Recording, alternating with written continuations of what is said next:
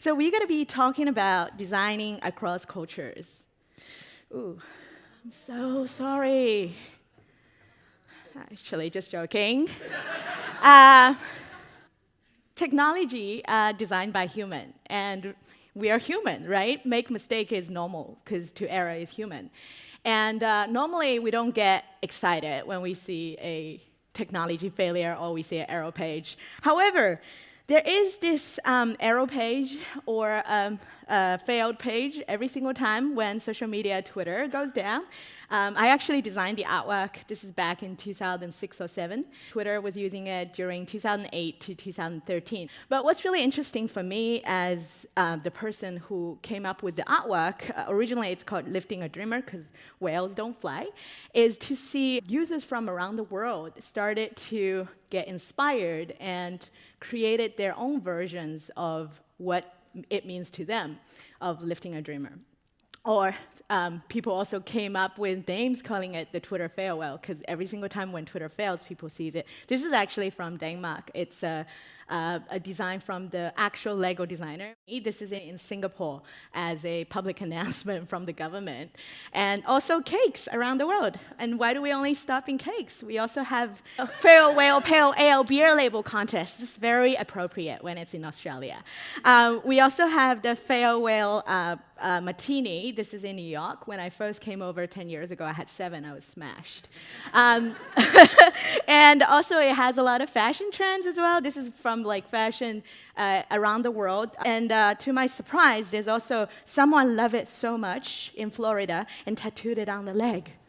Also, I was very fortunate to be able to create this piece of artwork for those of you who might know, if you're into comedy, talk show host Conan O'Brien for his new show on TBS. It's called the Conan Pale Whale, because he's very pale. This whole phenomenon of combining art onto the tech product or use it as a user interface has becoming the very pioneer to lead this movement that all the companies from tech community or Silicon Valley and beyond started to implement 404 page by introducing art pieces into their product. My passion is, or my life mission is try to see the word. If you look at any product, a lot of times we're focusing on the function. But if you look closer of the word function and look very, very close, the first 3 letters are fun. And so I'm really, really interested and passionate about finding this element of fun. And it's the enjoyment, the amusement, or lighthearted pleasure that makes our life balanced. Because I believe that work should be incorporated with life, and you should always find this balance. The work, the function, shouldn't be the heavy thing that you just feel like carry on the burden. It should be very nicely balanced. So the fun and the function should coexist. And if you look at the work of the Microsoft blue screen of death, which you see early on, the actual content is the same. The content or the message that this particular display is having the same message, which is something is wrong with our tech. Please bear with us. But the way of expression or the form is different from the Twitter whale. In this case, this one is using colors and shapes, whereas this one is more focusing on using linguistics. However, not everybody speaks English. So for someone, say for example, is from Arabic country or China, their first language is not English. And so if they don't speak the English, they look at the screen, they wouldn't have any idea what's going on. However, graphic art, colors, shapes transcend the linguistic barrier, and it could really reach the global audience in an instant. And that's also probably the reason why that it's easier for global audience to respond it and also to engage, interact with it. And so my interest is really kind of to integrate. Integrate. This is the first tip I'd like to offer, which is to encourage and enable more specialists from different areas to work together and then put the fun into the functional. The second example I'd like to show you is N for nurture. So these 4 emojis, the dumpling, the takeout box, the chopstick and the fortune cookie are in your phone from last year, November. I actually designed the original Unicode version, which is the official version for it. And I want to kind of share with you the design process and also kind of the fun story behind it. This was back in 2015. I got a text message from my friend Jenny Lee, who's a writer and also a founder from San Francisco, originally from New York. We met in New York 10 years ago, and both of us moved there in 2015. And then she invited me to go and have dumplings with her. And I realized there is no dumpling emoji. I texted back and said, I can't believe there's no dumpling emoji. And then she's like, yeah, good point. I'm like, this conversation doesn't go anywhere. But then I go back, and I thought, wait a minute, I'm a designer. I have imagination. I could probably make it happen. So I came back, and I came up with my very first serious dumpling emoji. I call it the bling bling dumpling, because it blinks. So I sent it back, and she's like, I love it. And then, because she also is very deeply interested in publishing, she used to write for New York Times, and she said, you know what, we should publish it. And also, we also had friends around the world to come and have dumplings together for a party, and we realized that dumpling is very universal. Georgia have konkali, Japan has gyoza, Korea have mandu, Italy have ravioli, pierogi, pelmeni, empanadas, crepes, momos. So the most common kind of dumpling in China is called wonton. In English is wonton. In Chinese, Mandarin is huandun. What blows my mind is I realized that the Chinese character wonton is originated from huandun, which is primordial chaos. No joke. These things are related. Okay, wait for it. If you haven't got it yet, in the Ming Dynasty, which is in 1300 to 1600, in the classic Mountain and Sea, has an illustrated version of wonton, which is the primordial chaos. This really opens up a whole lot of discussion. Dumpling is so universal, and every single culture has dumplings. The reason why is, if you think about it, it's a primordial chaos in your mouth. Because you don't know what's inside until you take a bite. It's like a Schrödinger's cat. You don't know what's inside the dumpling unless you take a bite. You can find out whether it's vegetarian or pork or seafood. So every single time when you eat a dumpling, metaphorically, you're opening up a new universe. So this is very important work. So we had a very serious campaign on Kickstarter. We also tried to raise awareness and also raise funds. And in the meantime, we realized that the company or the organization that is in charge of our language keyboards on our phones universally for billions of people is this nonprofit organization that is based in Silicon Valley called the Unicode. So people from the Unicode, they are volunteers from Apple and Microsoft and IBM, so all the people that is dealing with linguistics, they come together, and this organization has existed for more than 25 years. So these people are super passionate about language and also culture, and they came to us after they see our campaign. They're like, this is great. We love your bling bling dumpling, but if you look at the existing emoji that has been published, most of the food doesn't have any face. So I took off the expression. They also give me a tip, which is the newer versions of food are 45 degrees. And so I had to kind of look at and eat more dumplings and put it in 45 degrees, come up with the 45 degree, and then they came to me and they said, you know what, we have a lot of requests of takeout boxes and chopsticks and fortune cookie. Maybe you can submit it together as a set. Again, this is not my work. It's not my job, guys. This is my calling. So I came up with this, and I went over and presented. One of the chair is Peter Imberg, accepted, and my friend Alalita, who's one of the board, at the time she was working at Twitter, tweeted on Twitter, obviously. And what's really interesting is that because the magical of the internet, Bobby, who's an expert in linguistic language and culture that based in Taiwan, tweeted back in real time and said, actually, the figure crossed chopsticks means impolite in China and Japan to the elders. Guys, I'm Chinese, born and raised. I didn't know about that. And it's true, because if you think about it, linguistically speaking, the Chinese language also have the simplified Chinese and also traditional Chinese, which is more complicated. So as you know, that language lost in translation is just like we're saying brekkie instead of breakfast and sunny instead of sunglasses. It's the same thing. So a lot of things are being shortened. In a way, a lot of etiquettes are being, if nobody's remembering it or carry it, or nobody's really advocate for it, then it will be forgotten. So I wanted to kind of honor that piece of etiquette. I did some research, and it's actually valid. So instead of having it crossed, I made it sort of semi-parallel, because if you put it parallel, also people will think it's a drumstick. So you have to be very careful when you design, and also doing user testing. It's extremely important. And internet really allowed you to be able to do user testing in real time, which I think it's amazing. So this was the redesign after Bobby's suggestion. And in autumn 2017, which is last year, finally, they are available on your phone. Yay! So this one is second takeaway, which is N for nurture, which is be ready to capture ideas anywhere and then execute them with people who can help and cultivate and foster its development. The third one is S for synthesize. I'm not sure how many of you are aware, but this is a real estate company. They're based in Sydney, the headquarters in Sydney, and they're also nationwide now. The headquarters in Sydney, and they're also nationwide now.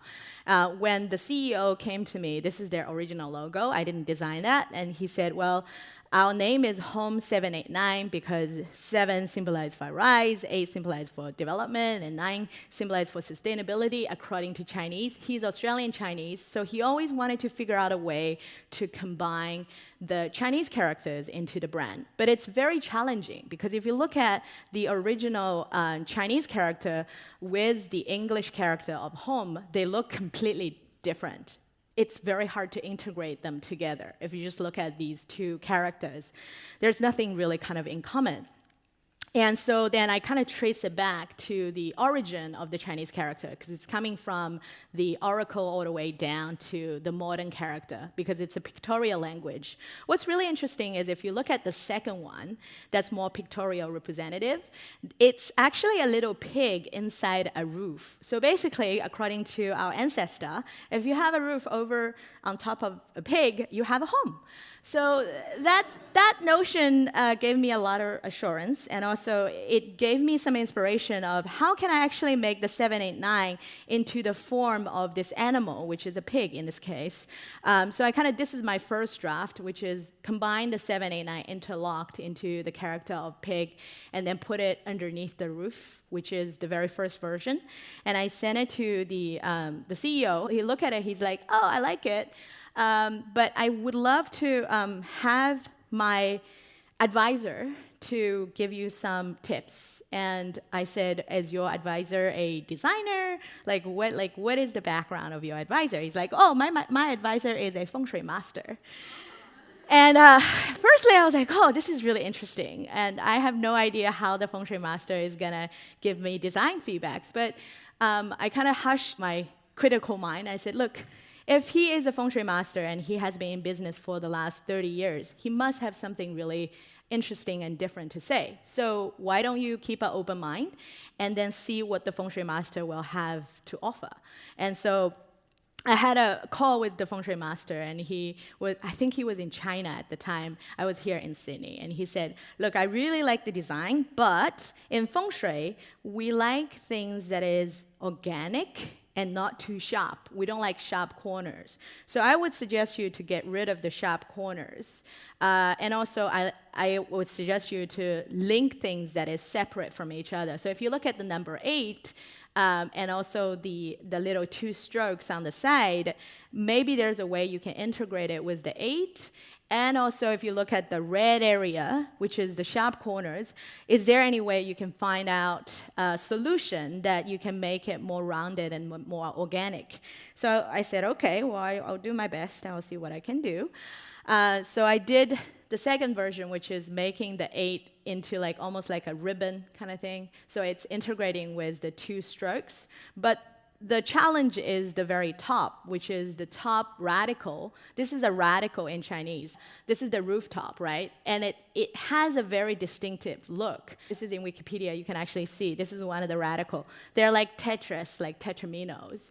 So this radical looks exactly like that. You can't really change too much. This is according to my initial reaction. You can't really change too much because that's how it looks like. It's like alphabets. And then I kind of did research and realized that this name is called treasure hijab. And I thought, oh, well, that's interesting. Where is that treasure coming from? Because that's the name of the radical. So then I did research and I realized the treasure hijab treasure is coming from the yuanbao, which is the ancient currency that used within China throughout the ancient times. And it has a very organic look. And I thought, well, if the treasure hijab, that radical, is coming from or inspired by this Chinese currency, why don't we just kind of simplify that and then make it into the roof? So this is the new or the final solution of the Home 789, which is having the treasure hijab on the top. And this is the final character or emblem of the home, the Chinese character home. If you read Chinese, you probably will be able to recognize it.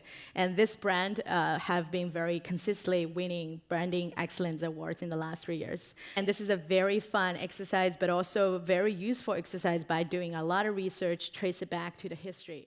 Another project I did, this is also around 2014 and 15, is I did this project for the China-Australian Millennial project, which is CAM. It's actually originated from here during the Vivid Sydney Festival, and my friend Andrea Miles is the CEO and also founder of the project. So the China-Australian Millennial Project is the world's first bicultural incubator for young Chinese and Australian entrepreneurs. And it was a 3-month incubation program that brings 100 young Chinese and young Australian people together. And they're having 15 different thinking tanks to work with. So the challenge here is that we're going to have a very unified identity for this event. And in the same time, we have to also symbolize the fact that there will be like all these participants coming to Sydney to be face-to-face and working on these 15 different thinking tanks.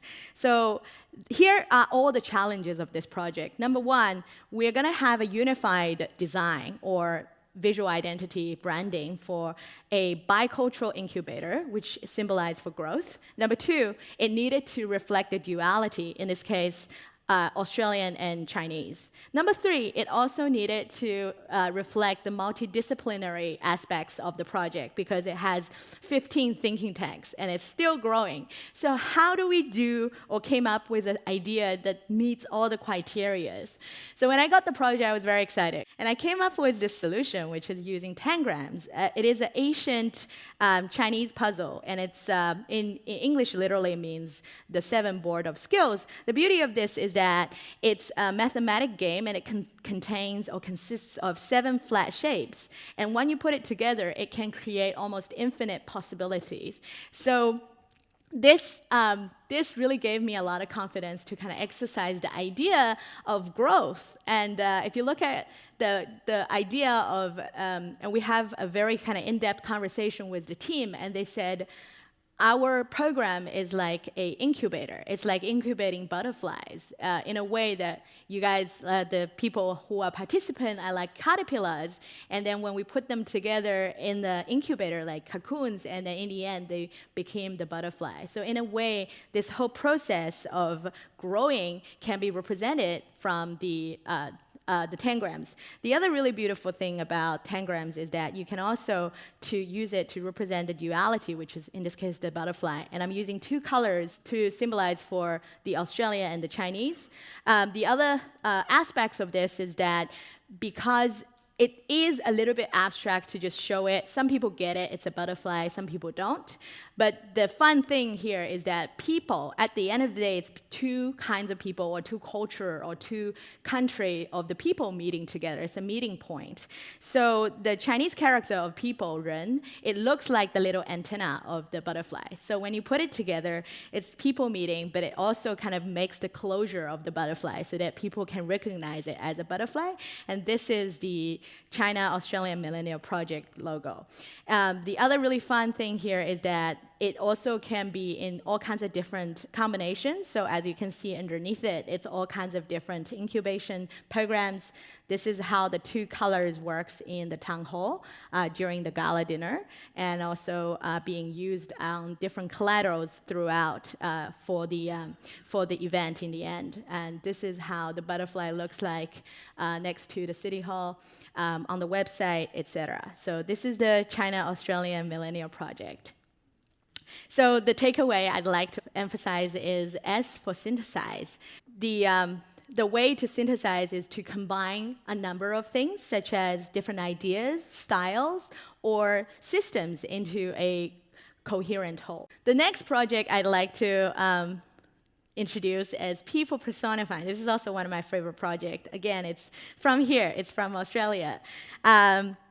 It's a company originally called Go Sushi. By the way, I didn't design that logo. They came to me around 2000, I think it was 2008, 2009. And they're like, it was during kind of financial crisis. And the founders were like, oh, we have really good sushi, but we don't really have many people like buy into it. And I'm like, I wonder why. And I said, maybe you should start from your logo. So we had a discussion, and then had a team came up with the name Wasabi Warrior, and I came up with the entire character of the Wasabi Warrior. So it looks very serious with the the whole look and feel. But the fun thing is that later I kind of wanted to extend the family of the Wasabi Warrior, because if you look at the ingredient of sushi, you can see from seafood, pork, beef, chicken, vegetarian, have all kinds of different ingredients inside. And I thought it would be really great to actually simplify and symbolize the ingredient into the characters, so that on their helmet you have the actual symbolic or pictorial ingredient of the food or sushi. So you have the ocean warrior, the pocky warrior, beefy warrior, and each of the warriors are different brothers. They have different characteristics, you have the strongest ones, you have very calm ones, you also have the youngest brother, etc. It looks a little bit goofy. So that's the brothers overall, but the other really fun thing to do is to integrate the brothers and the look and feel into the shop. So now they're very successful. They are now open more than 50 stores in Australia and also worldwide. This is in Australia, and you can see the interior has the brothers kind of hidden in the wallpaper, kind of like Easter eggs. And also integrated with the posters. They recently opened their new store in Hong Kong and also Philippines. So it became a very successful business for the last 10 years. So the takeaway I'd like to give you is P for personifying. Because if you really think about it, businesses are run by people too. And giving personalities to your product and service, it will really help the user to resonate with what you do, which obviously, in this case, leads more sales. The next example is also one of my favorite, is I for Infuse. This is a project I did for Disney Shanghai about 3-4 years ago now. This is how it looks like now. They opened 2 years ago in Shanghai, China, and the castle is one of the world's biggest castle in the Disney resort. When they came to me, the floor plan actually looked like this. This is back in 2014, 15, and they came to me and they said, look, we're about to be open in about 1.5 years, and the biggest challenge for us is not the infrastructure, the hardware, is to find people. Because any organization, at the end of the day, you can have the most amazing architecture. You really need to have the human resources, the talent, to build it together and to operate them together. So we need to find about 10,000 talents across around the world, and mostly locally, actually, in China. So how do we do this? We already have an idea of the campaign. So this campaign, we will have Mickey, stands for magic, Simba stands for growth, Mulan stands for courage, Elsa stands for dream, and Snow White stands for female leadership. And so for teamwork, so we want them all together in a family, and because these are very key personalities of Disney, but we also need to figure out a way to make it look coherent, because at the moment they're kind of scattered, even though they're very Disney, but how do you make it distinctly Chinese? And also, how do you make it look more cohesive that it's coming from the same family? Because if you look at it, it's not even like different genders, it's like different species. So that was the biggest challenge. So I was looking at it and I thought, okay, well, this is fun, because I really thought it would be really nice to kind of having the Chinese folk paper cut into the design and sort of integrate it together with all the characters. So in this case, Mickey, I was doing a lot more research and using the lucky cloud, which is a motif that is also being used in the Beijing Olympic Games and a lot of Asian times. These are kind of folky patterns and integrated with the kind of more traditional shoes that little babies wear. And these traditions are not necessarily being carried out because these are more sort of folky and old-time traditions. But if we don't keep reminding the younger generation of this, people are going to forget about it. So I thought it would be really nice to get them into the actual design. And Disney was actually quite happy with it. So this was the integration of the pattern and also the tradition tiger, which is protective, into the Mickey. Secondly, Simba, that's another really tough call, because when they came to me, they said, we wanted to have the big Simba. This is the first draft. I showed them. They're like, it looks kind of pensive. You need to make it more active. And also, can you integrate the little Simba together with the adult Simba? Because we wanted to have this notion of growth. But I'm like, if you put them together, the adult Simba become Mufasa. But they're like, we trust that you will figure out a way. And I went back and I watched the animation for like 3 times, and I did figure out a way, which is use it as part of the tattoo. If you watch like the Lion King, you probably would know what I'm talking about, as a tattoo onto the body. And I showed this to them. They're like, it's good, but the colors, maybe it'll be nicer to have more layers of colors, but also the hair is kind of messy. Get another hairdresser. Integrate with multiple colors and more totems from Africa. So I kind of did a nicer hairdo, better hair, and also integrated the African totems in the background. Mulan, in this case, was also quite fun. Because the first draft, I sent it to them, they said, it's good. But again, we want this heroic pose. We want her to be this nice female energy and male energy combination. Like, we don't want just too soft. We want this kind of strong, but also still feminine touch. Like, it needed to have this balance with it, and maybe changing the pose. So I changed the pose, which all of a sudden the energy level changed. And they said, it's great. Perhaps you can also integrate some visuals into the clothing and also into the cloth of the horse. And I suddenly realized that the name Mulan actually means magnolia flower. If you happen to know Chinese, you might know. And if you watch the animation, you would see the magnolia flower is a reoccurring theme in animation because that's what her name means in Chinese. So I integrated the magnolia flower into the horse and also into the cloth and into the background. So that's Mulan. Elsa, in this case, is not Chinese at all. The first thing, is how do you make Elsa Chinese?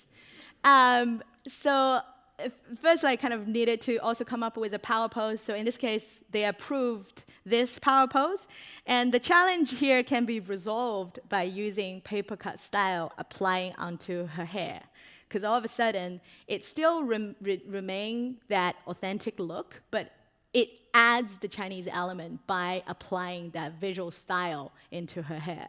And then also adding more sort of northern or Scandinavian paper cut in the background of the snowflakes and also the magical sprinkles around. Snow White, that's also really challenging because they said, we don't just want the CEO, we want the whole group, we want the whole team. So the challenge here is how do you, it looks really busy here already, but how do you make it look coherent, but still every single character has an integrated way? So I was looking at how do I actually integrate the leaves and also the motif of animals into her dress? And this is the final solution. So this project was debuted in 2016, 15 and 16, and it was online and offline into pamphlet and also apps website. And it was successfully recruited 10,000 people out of 70,000 applicants in Shanghai. So that was Disney Shanghai. I for Infuse. To target markets, local customs should be recognized, respect, infused into the design. The second last one, this is R for Research. This is a project I did for 500 startups. So 500 startups, so it's a VC firm, and we empower startup company around the world. So they have invested about 2,000, I would say 2,000 companies in the last 10 years, and they expanded it to India in 2016. So the challenge here is that we need to come up with an Indian localized logo for 500 startups that globally was using the Arabic number 500. And in Hindi, however, the 500 Arabic number looks like 400. This is actually true. And so I was like, oh, does that mean that if you speak Hindi locally, you get like $100 off? Obviously, we cannot use that. Because basically the Hindi number 5 in Hindi, the Arabic number in Hindi looks like a 4. So we kind of needed to spell it out, which is 500 in Hindi. But then the second challenge is that my local team member told me that there are about 122 languages spoken in India. And Hindi is just one of the 20 plus official languages spoken there. Not everyone in the country speaks Hindi. So I gotta figure out another way to integrate all these languages into one coherent logo. So that was kind of tough in the first place. But then I look at the color of the flag, and I thought, well, this is actually quite interesting. Maybe we can just use the 14 or 15 different languages across on the border, just like the 500, integrated with the 3 colors. So that's the solution. This one is also another one for 500 Korea. So when 500 expanded to Korea, the office is inside the Google Seoul, which is the Seoul campus in Korea. And the campus Seoul, which is a Google space, were the sponsor, and they wanted to throw an event to empower female entrepreneurs and founders. So the idea was we need to have a logo that designed for female founders, Korean-focused, and needed to also reflect the 500 and also the campus Seoul, which is a Google space. So all these elements needed to be put it together into a unified logo. So the first thing I did is looking at the English female versus the Korean Hangul character of female. They don't have anything in common.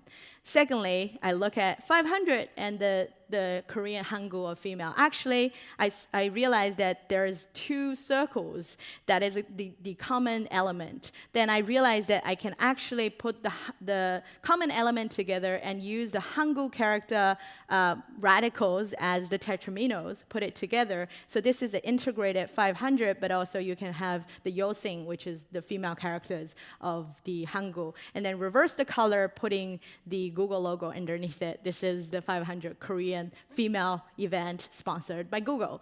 So this is the final element on stickers and also on all the collaterals with the female founders with the background during the event. So that was 500 Korea in Google for female founders. The takeaway of this one is R for research. Design research is really important because it broadens your mind and it also provides better understanding of the world. And in this case, you are becoming a better designer. So the next one is going to be the last example. And I'm really excited because this is the E for engage. So this is a project I did for a company called Visually. Visually is a largest infographic platform in 2011 to 2013. In 2014, the company decided to pivot to become a creative content marketplace. So they're not only just doing infographic, but also they appeal to a broader audience, and also they want more content creators and users to use that platform. the founders approached me and said, look, we're going to announce this pivot at this one of the most beloved and also interactive event called South by Southwest. I'm sure some of you know, which is in Austin, Texas, and usually around 50,000 people coming every year, probably now more than that. And in order to grab the attention, they are going to have the event at the space, which is with thousands of companies, small company and larger company. They're competing attention with NASA. And next to them, they have like New York Times. And they're this small startup that only have like a month and a half to actually come up with something with a limited amount of budget. So when they came to me, they said, we would love to integrate our original logo, which I didn't design, but it needed to be reflected in design. But we also needed to mention this new slogan, which is content is king, because now we are a content platform. And so during this conversation, I was in Sydney, CEO is in San Francisco, and the CTO, I believe, or COO was in Tel Aviv. So we were having this phone call, and I kept hearing them saying content is king over and over. And so why don't we just visualize the content king? So I came up with this visualization of the content king.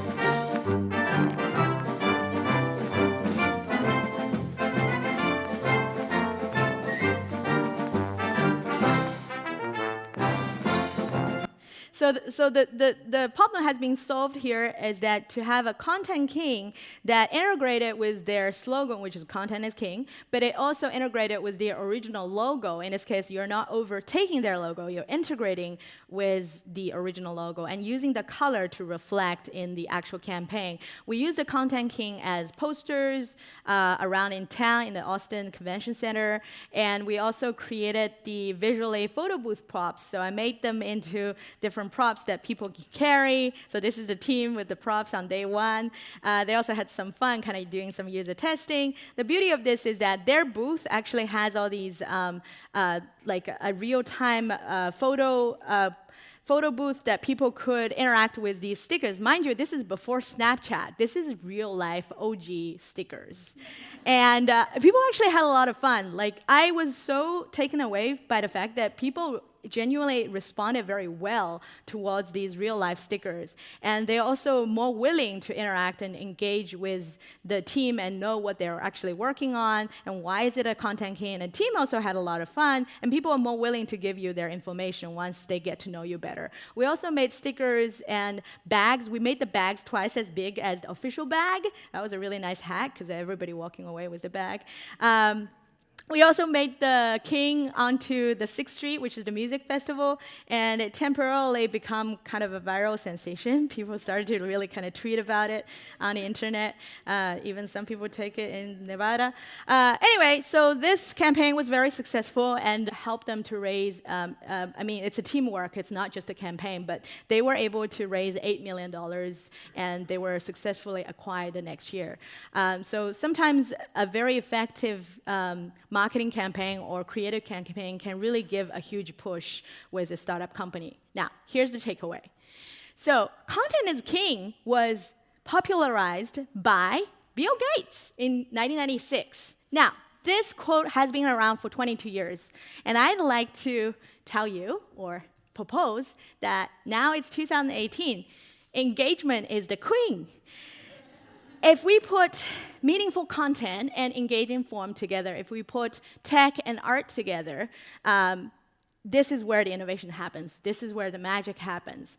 And this was also recently, I was giving a talk at Apple Union Square in San Francisco. Somebody actually suggested me to watch the video of iPad 2 launch where Steve Jobs giving this speech. So I found this speech, which is 20 seconds, and I really want to play it here so that his message can get across.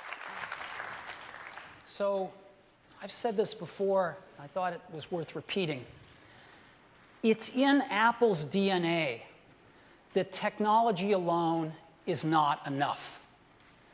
That it's technology married with liberal arts, married with the humanities, that yields us the result that makes our hearts sing. I think so often we get so trapped. What's new? What's next? What's the next tech innovation? But one thing I think we need to keep in mind is, at the end of the day, tech is the medium. It's the tool. It's ultimately serves the humanity. And while we are focusing a lot on tech innovation, I think we also should, and very much needed, to continue, advocate, and continue encourage not only our generation but also younger generation to flourish the realm of art, the realm of humanity. Only we marry the tech with humanity, we marry tech with art, can really yield the result and can really create the magic together. So this is my talk, and if you had a chance to look at all the key takeaways, it actually creates this word, inspire. And I think that as a designer, a lot of times we're not only doing work, try to inspire others. Firstly, you need to create work to inspire yourself. You really need to make the work that make yourself feel inspired first, and then you can really kind of make into a much bigger impact. So inspire. I hope this talk can give you some ideas. Please stay in touch, and these are my all the way to connect with me on the internet, and or you can just find me in person. I'll be here for the next 2 days, and thank you so much for your attention.